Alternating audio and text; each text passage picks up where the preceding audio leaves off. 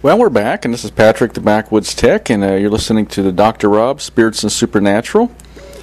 And we're getting ready to have Patrick Swayze on. And I want to ask Dr. Rob, is Patrick Swayze here with us right now? Yes, he is. Actually, he's been with us since we started the show. He's actually, here not only in a weak in form, but a very strong form, just like he was when he was alive before he got sick. It was a very tragic passing for him, a very difficult passing for him. I know that when I first touched in with him, I was feeling all of the original energy that he was exuding as he was passing, and it was just a very terrible experience for him personally. He was very glad that to go to the other side, and something that once we do go to the other side, we're re-energized. And he was like waiting for the ghost movie that he did. He said that was the scene that I was watching as I was closing my eyes to concentrate on him and actually be able to speak to him. Wow, well, it's great to have him here, and I'm glad he'd take the time for us. So it sounds like he has, done some adjusting on the other side, and would you say he's at peace? I would say that he's definitely at peace. With Patrick, he's got such a very soft voice and very calm. Some of the other spirits that we've had on recently have been very anxious, and he's just a very laid-back guy, somebody that you probably would hang out with at the bar and have a beer with, and, just very peaceful, very calm, and, the way he's speaking to me is just very kind and very slow and, trying to not use my energy up like some of our previous guests have. After a few of these interviews, you were about falling asleep right toward the end of it before we could even finish up. So hopefully that won't happen. Now, what was exactly the cause of death? I mean, we know it was, in the tabloids and things, and we pretty much have an idea, or at least pretty much everybody's heard of Patrick Swayze, so most people are familiar. But toward the end, what was, the final cause of death? Actually, all of his organs shut down, one at a time. And finally the lungs and the heart shut down, but that was a really long process for him. Probably a couple weeks, he said, before he actually was ready to, give up the ghost, is what he said. He was making a joke, but, he kind of just really had a rough time. He wasn't really a part of the body in the last few weeks of his life. He was pretty much out of it at that point because they had drugged him up so much that he was pretty much unconscious. And, when we die like that, God kind of saves us by helping us to already leave the body, and he was kind of, in the room with the family and everything, but he wasn't really a part of the actual dying process. Yeah, we've heard that with some of the other guests too, so it is kind of a relief. I know even with my grandmother, we know she was in a lot of pain, so it is nice to hear that, you do get some relief from it before you're finally gone. Now, was it purely coincidence that, Patrick Swayze's father and himself, they both passed away at the age of 57, even though his father was back in 1984 when it happened? Really, that is a coincidence, but, in my family, my grandfather died at 57, and his son, my uncle, died at 57, and my aunt, she died at 57. So, I believe, when there's that kind of cycle that we all live in, and, just so happens that, that 57 seems to be a popular year. I don't know if it's because the body changes or what, but, Patrick says there's really no connection between the two, and I kind of, correlate that with my own family and some of the other people that I know who've died, at that age as well. So there must be some kind of life cycle that we have a chance. Some people say that every 7 years there's a change in life, and it seems like, that seems to be something that, may be true or may not be true, but, with that age, he said it was just his time to go, and his father as well. I don't really hear from his father at the moment, but maybe we will later in the show. Okay. Now, naturally, when he crossed over, I would assume, was there some people there to greet him? Because it seems to be pretty common with most people crossing over that you're going to run into some people or was there any famous people that he associated with that met him? He said really nobody famous. He really doesn't hang out with the stars. He was just an average guy, he said. And for him, that was kind of how he tried to live his life. Even though he had fame and stardom, he says he was pretty much just like you and me. And, he said originally we would be the kind of guy that he would go meet at the bar for a beer. And he's just really laid back, very talented. I can hear his music in the background as we're speaking to him now. He wrote a lot of songs that were never published, and he kind of wanted me to say that because he said that, in the years to come, his estate will be releasing new music from him, and he was a prolific writer. He said he was always writing. He kept journals and other things that most people don't know about, and he's very sensitive, in the way that he perceived the world, and so he's hoping that some of these journals will be published. He said his family's kind of holding on to them as personal mementos of his life, and they're not quite ready to release those to the public. But he said within the next 10 years we'll have even more information about him that we never knew. Wow, I'll definitely be looking forward to that then. That's very interesting. It's amazing some of the things you do find out, from the other side, like we've talked about on some of the other shows. Now, right now, who are his friends or close associates on the other side? He says really he just surrounds himself by musicians. That he was an actor and a dancer, but he says that the music was his life. He could hear music in his head 24/7, and he tried to put that out there to the world, but people didn't really respect that as much as they respected his acting abilities. And he said that from the time that he was a little boy, he always wanted to be a dancer. But most people at that time were very anti anything that looked like it was feminine. And for him, he was always trying to prove himself that he was a man and that he was, a man's man. And the dancing for him was something that was, difficult, but he loved it. It was something that he remembers from past lives, being in different time frames. Like Austria, he said, was one of his greatest past lives. And he said that for him, he was in the ballet and he performed, and he that was his favorite lifetime. He said that I can see him in different costumes from that time frame, and as he's doing the pirouette and some of the other moves, and he's pretty cool as far as that goes. And I'm really excited that he was able to share that with us for sure. It is interesting, and ironically, like we have with some of the other guests, they tend to answer some of the questions before they're even asked. Right off the teleprompter here, it almost seems like. Now, also, he was also pretty well known, especially in the 80s, for, his action type scenes, but the martial arts. So what, got him interested in the martial arts? He said it was kind of going back to his past lives.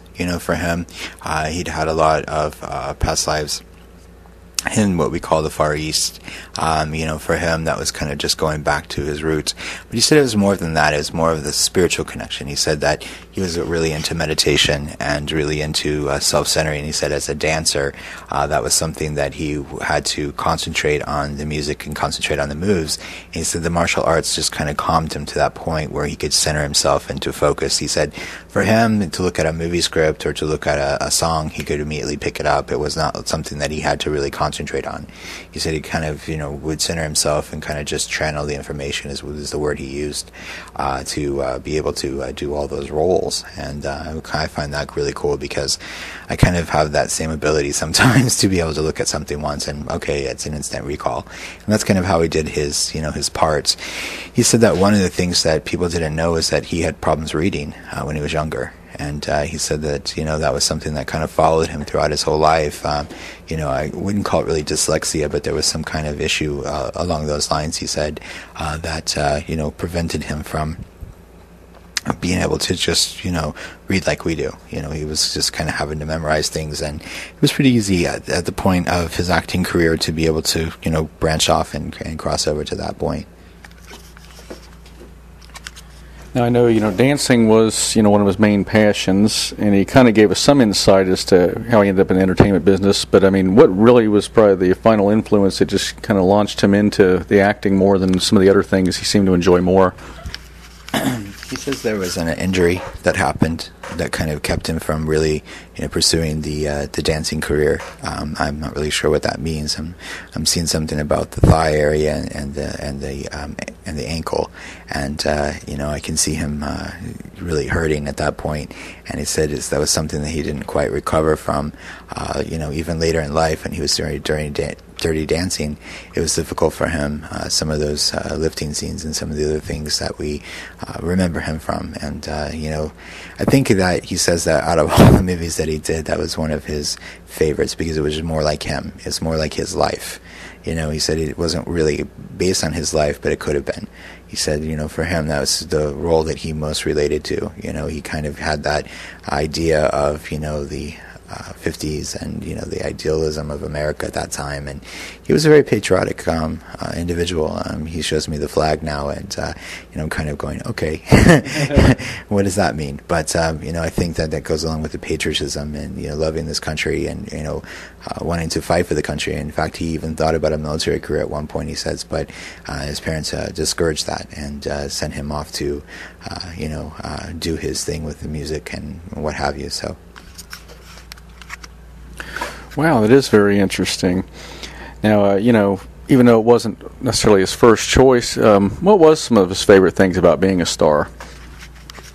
He said he'd like to be able to do things that he wouldn't normally be able to do. Like he said he'd like to travel, and he said that growing up he wasn't exactly in the richest of families, and that would not have been possible. And that was one of the things that he would take a lot of time. He said just to go places that he thought of. He would just kind of, okay, I want to go here, and then he would just go. And at first that was really great, but after a while it gets tiring to be on the road, and with all the movies that he did and all the things that he did, he was away from his family more than he was with them, and that was one of his regrets. I think he says to me that that was a big regret for him, putting himself out there and not having the time for his family like he would have liked. That's one of the things that he looks back on, even though he's on the other side, and says, I wish I would have had more time for them. Yeah, I know. Also, one of his other hobbies, he was actually pretty much multi-talented. He did enjoy flying also. Is that a career he'd ever thought about getting into more professionally, or is that just something he discovered that, he enjoyed afterward? I think that goes along with his last answer. He says about the travel. He said he would just think about what place he wanted to go, and he said that it was easier than driving, and so flying just kind of went along with that. That's one of the reasons for the adventure. He said he also liked to have control. He said he felt everyone else had control over him, and this is his way of taking back control of his life. He says that people don't really understand about how much the studios really have control over you and what you do and what you don't do. And he said that they were always, really griping at him for some of the things that he was doing. And I'm sure he says John Travolta has, similar problems, with some of the movies and being insured and all the legalities of it. But, for him, that was just kind of his way of escaping and just being with himself. Wow. Now, who would he say he, did enjoy working with the most throughout his career? He said Demi Moore. That was one of his favorite. He said that not that him and Jennifer Grey didn't get along, but Demi Moore seemed to be, one of those actresses that was, just a soulmate to him. And, had he not been married, he said he probably would have hooked up with her at some point. He really talks about some of Sam Houston and some of the others, but he says that really Demi Moore was really his girl. That movie to him really touched him in so many ways, of the spirituality to it, and some of the other things. But Whoopi Goldberg, he said, was hysterical. It was one of his favorite moments was working with her and some of the reactions. He said, but they didn't do a lot of work together. Actually, he said that a lot of it was a split screen, and they really she filmed her scenes, he filmed his scenes, and they came together in the editing room, and they were really surprised to see how well it worked out. I was always kind of curious if she was able to hear him now, or had he gone back by there. Says he's visited her a couple of times. She's a very spiritual woman as well, and she's very in tune to the universal energies, and so it's very easy to talk to her. As far as who else he's around, he says he's very much a part of his family's life, even though he's on the other side. He looks after his foundation and some of the other things of his life, what the legacy of his life, he says. but really for him, just being on the other side is and being at peace is the most important thing. Okay, so I mean, probably I would gather that's probably the main thing he misses about being among the living is, still his family and some of the people that have been left behind for now. Would there be anything else he still misses too? Performing. But he says that, performing for him was his life. It was in his blood from the beginning. He said from 2 on, he was a performer, and kind of misses that experience, in the living world at least. And as we've talked about in previous shows, they have different performances, but it's not the same. It's not the same as being alive and having that bodily feelings. Even though he was in a lot of pain a lot of times when he was performing, he said it was good to be alive. Wow, that is interesting.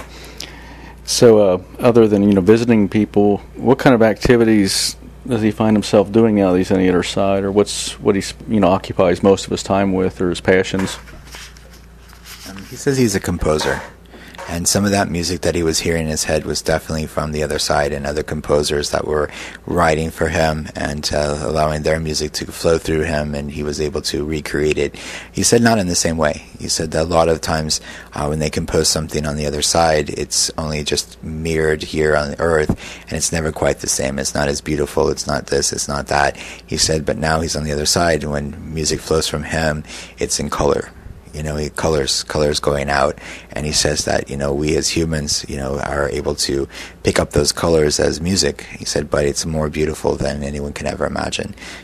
Just every color of the rainbow coming out of him, and kind of that's really exciting for him to be able to inspire others and give them a lot of information. He said some of these modern bands are definitely being inspired without even knowing they're being inspired.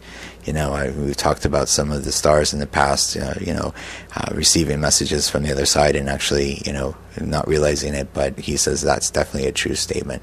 He said that that's really, something that most people don't know. Yeah, a lot of it is very fascinating, and it's great to be able to hear about it from the other side, because instead of hearing the versions of things we're told, on this earth, it is nice to hear a different perspective. That's for sure. Now, at what period, overall it sounded like he had plenty of times he was happy, but what would he say really was the happiest times throughout his life? He said the day he met his wife. He said that was the happiest time. He said the moment he met her, he said that that was it for him. He said he knew that he'd finally found peace. He'd finally found a soulmate, and that was the happiest time. Mid-20s, early 30s. There wasn't a lot of struggles from him anymore, and it was kind of just the place of peace. Even at the end of his life, he said there was not really any downtime for him. He was always working on some project or doing, some kind of work. And even when we didn't see him, he was behind the scenes working. There's a lot of things he doesn't get credit for. He said he's not looking for that now. It's not really important to him, but he just wants people to be aware of how much work he actually did. Well, he'd also touched on one of the upcoming questions, because, he did have basically a lifetime marriage to Lisa, and they met at a young age, but, that's very rare among people in general anymore, let alone especially amongst the stars. So what do you think he can mostly attribute this successful lifelong marriage to? He said they were best friends. He said the communication was there. Even when he was away from her, they were constant in communication all day long. He said, the modern day cell phones was a lot more helpful. But he said he would carry around technology way back, even in the beginning, that most people didn't have, just so they could keep contact with his wife. He said that he would miss her terribly every time he went away from her, and they would spend a lot of time together 24/7 when they were together. And he said that was one of the hardest parts, was to depart her and leave her behind, and kind of abandon her. He felt at first, he's like, how can I do this to her, especially when he was sick. He had gone through a lot of different treatments. He said, just trying to prolong his life so that he could spend more time with her and with the children. And there seems to be not just, when I say children, he says it's more of so many children he was trying to help. He had a lot of different, foundations, or if you want to call them that. He said, that he was just trying to make a difference in the world, and he said the kids are the way to make the difference. And for him, that was the most rewarding part of it.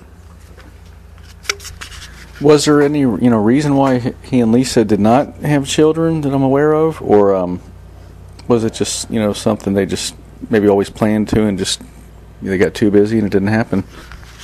For him, he said that adopting all these other kids, and taking on their projects, and he just wanted me to make sure that I was clear about that, about the foundations and about working with the youth and working with the young people. He said that was his family. Those were his kids, and for him, that was the most important part of his life. And he said that him and Lisa had decided a long time ago that they did not want to have children. He had some rough periods, and she had some rough periods in their childhood, and they didn't want to pass that on to others. And they had really, with all the work that he had been doing from the beginning, he had some problems reproducing himself. It wasn't Lisa; it was really him. And they had talked about it, in their 40s. About making a baby through intrafetal fertilization, and they decided that they could spend their time working with others, and that would be more rewarding than having one of their own. Wow, it is very selfless. It's and there's a lot of children that probably needed it more than just bringing someone else into the world, so it actually makes a lot of sense. Now, not to jump totally off the subject, the line of questioning, was there any reason why he did not do a cameo in Roadhouse 2? He said he had enough of Roadhouse. He said that out of all the movies that he did, it wasn't that wasn't fun for him, but it wasn't the role he wanted to be remembered for. He said even though, a lot of people remember that action hero, he was more, comfortable with just being Patrick.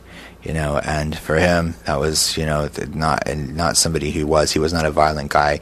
He was anti-violence, anti-everything at that point as far as, physical violence. He always taught against it. Even with his martial arts, he said it was more for self-defense, and really, that spirituality, he goes back to that and that centering and, having that connection to the universe. He said that's really where he got a lot of his peace from. But I know he's laughing at you because earlier before the show we were talking about Roadhouse, and he said at this point, he's glad that you like the movie, but he hopes that after this interview that won't be the only thing you remember him for. Okay, well, certainly not, especially after this interview. Now, on a sadder note, I mean, he basically, when he did come down with cancer, there's a lot of other people that are still, going to be afflicted with cancer for quite a while. We've heard different people's cancer, stories before their passing, and his specifically was, pancreatic cancer was, one of the main ongoing problems he had. When do you think we will see, some sort of cure for, pancreatic cancer? He says that, with that, that cancer is really a death sentence. He said some of the others are easier to treat.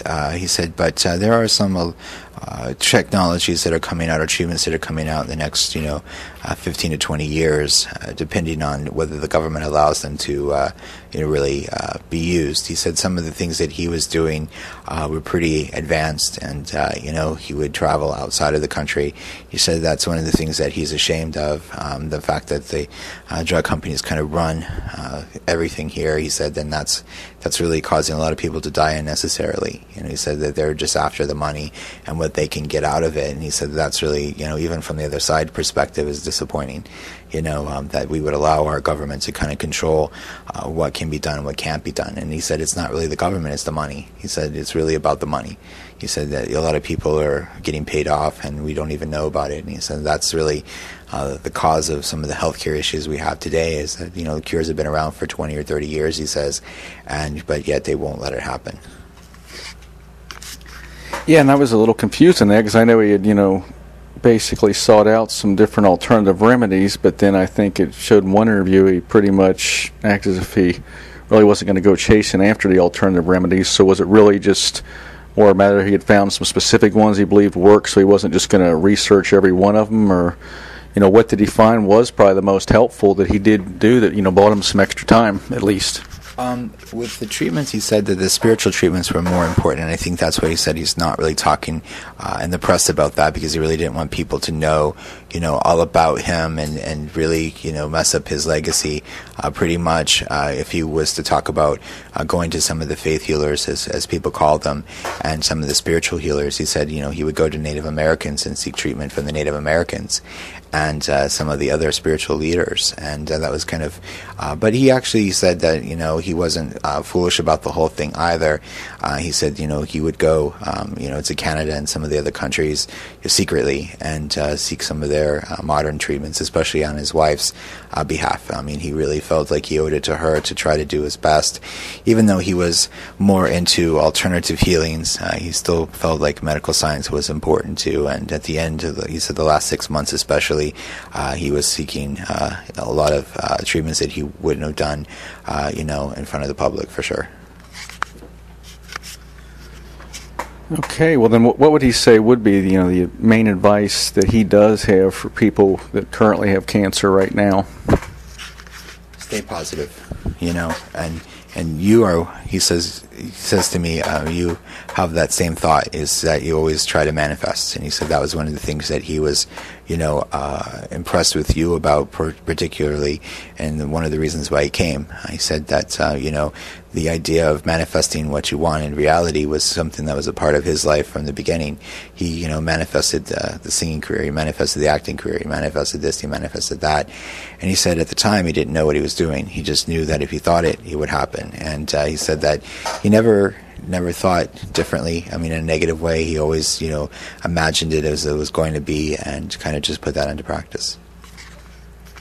And it definitely does take some practice. It's kind of ironic you mentioned that because, for the years before I really knew what I was doing unknowingly, when things would show up that exactly fit what you'd pictured, I wasn't sure if it was a premonition or maybe I was partially able to predict the future, or if you're creating it. And I did later, learn later on that I really believe you do, create what you think about. So you do have to watch what you think about, because it kind of comes to you either way. Now, does he feel like he really got to complete pretty much everything he wanted to do in this lifetime? He said yes. For him, he felt very satisfied, and when he got to the other side, he was more inspired. He says because the fact that he can inspire millions more people than what he could when he was alive, even though he had a great career. He said that working from the other side is a lot easier to accomplish things. He said he was very frustrated by some of the bureaucracy and some of the red tape to get things done, especially when it came to helping the kids. He said that it was very frustrating to work with nonprofits and all the rules and regulations and all the things that go along with that. And so for him, working on the other side, he says that it's easier, and he's enjoying himself. Yeah, I can relate to a lot of what he's saying with some of that. Even working with some of the nonprofits, profits and different things. A lot of times the good intentions actually get in the way of people's good intentions. Now, is there anything that he would have maybe done differently if given a chance? I mean, he did say more about spending more family time, and that was probably, the main thing I'd imagine. But was there anything else? No, he said that was pretty much it. He said that, he wishes that he wouldn't have taken his career to the level that he did. Now that he's on the other side, there are no regrets, but still at the same time, he wishes that he would have spent, that time, especially at the end of his life. He said, he was reflecting back and he realized how much he really missed out on, and with his wife and some of their experiences. But he said that, she had her own thing going, and she really, couldn't be with him all the time, and that was his regret at the end. Well, I'm sure, it's still probably a tragic loss for her to even begin to try and get over, even though it's been, a couple years now. So I assume he does, regularly visit her, I'm sure.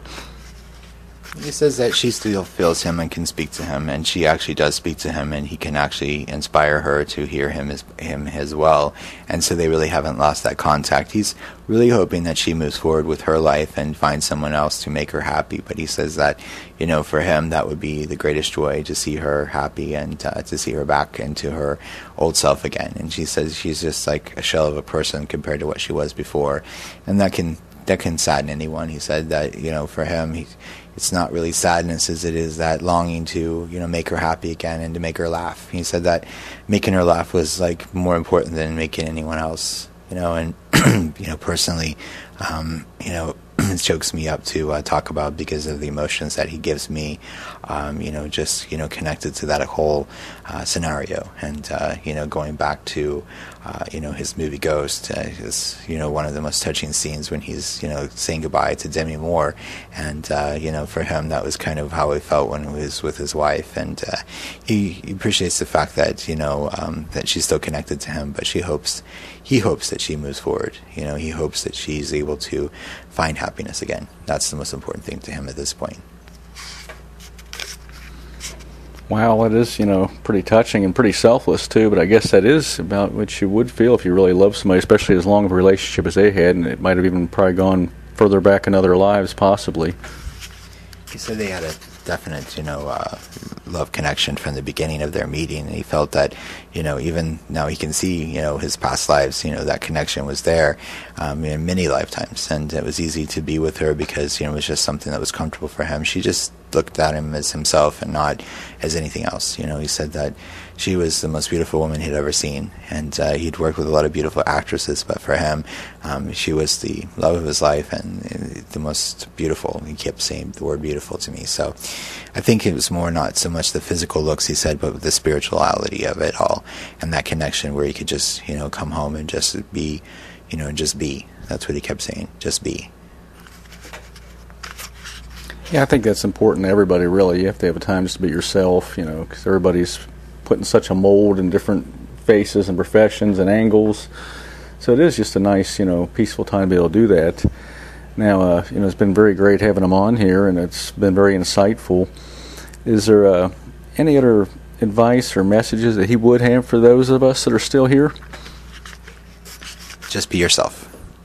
That's it for him. That's what he wanted for himself when he was alive, and that's what he tells us. Just be yourself. Just be.